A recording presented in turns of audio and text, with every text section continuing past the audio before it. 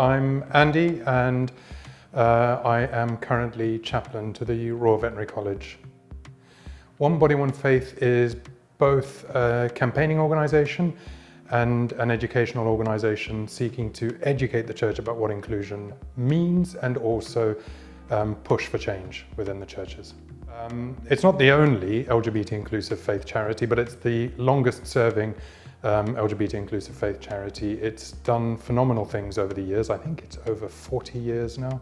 Done some really important work, and in my context in the Church of England has done some really good stuff around synod and trying to lobby people around decisions made at General Synod, and continues to do so. It was only when I moved to the UK that I encountered LGBT inclusive Christians, and by default then, it's only then that I was aware that there were LGBT inclusive charities pushing for change.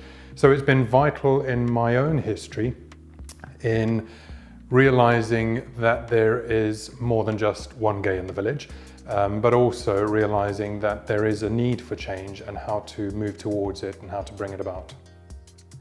I think, well, if equality is good for one, it's good for all.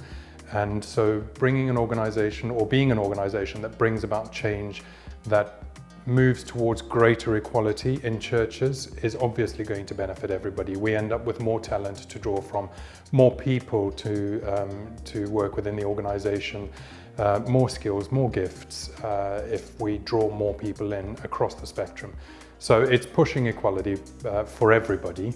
And that's really good for the organisation and for those that are within it and without it.